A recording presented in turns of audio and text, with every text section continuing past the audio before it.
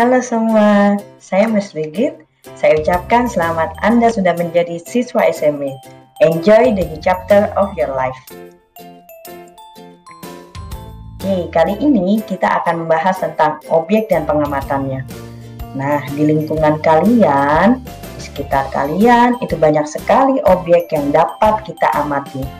Nah, di dalam proses pengamatannya, kita membutuhkan beberapa metode ilmiah. Apa saja itu ya?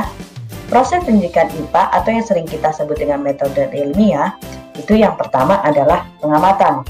Nah, pengamatan ini menggunakan panca indera, mata, telinga, semua ya yang kita butuhkan, termasuk melakukan pengukuran dengan alat ukur yang sesuai. Pengamatan dilakukan untuk mengumpulkan data dan informasi.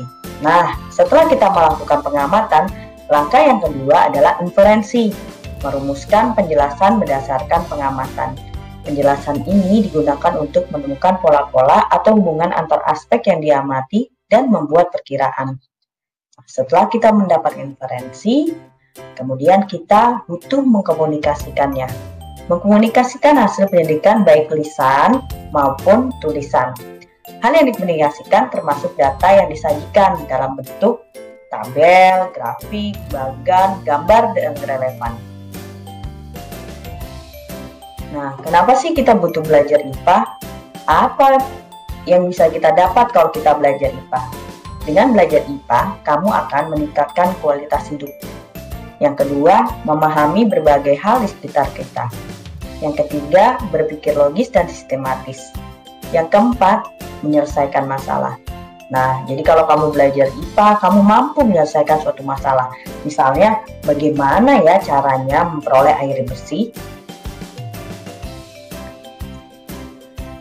Objek IPA yang dipelajari dalam IPA meliputi seluruh benda di alam dengan segala interaksi untuk dipelajari pola-pola keteraturannya. Jadi banyak sekali yang bisa kita sebut sebagai objek IPA ya.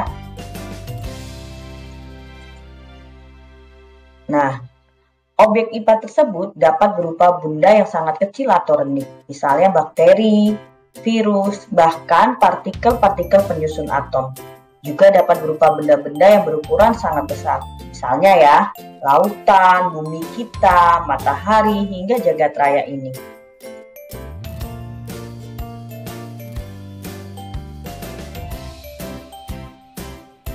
Nah, kalau kamu waktu di SD, pasti kenalnya IPA atau ilmu pengetahuan alam. Nah, di dalam IPA itu ada penggolongan ilmunya. Apa aja sih penggolongan ilmunya? Yang pertama adalah fisika. Nah, fisika ini mempelajari tentang aspek berdasarkan alam, misalnya materi, gerak, gaya, energi, panas, dan berbagai gejala alam fisik lainnya.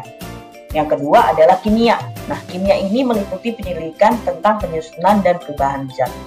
Yang ketiga adalah biologi. Nah, di biologi ini mempelajari tentang sistem kehidupan mulai dari ukuran renik sampai lingkungan yang sangat luas. Nah, yang terakhir nih, penggolongan IPA itu adalah ilmu pengetahuan bumi dan antariksa.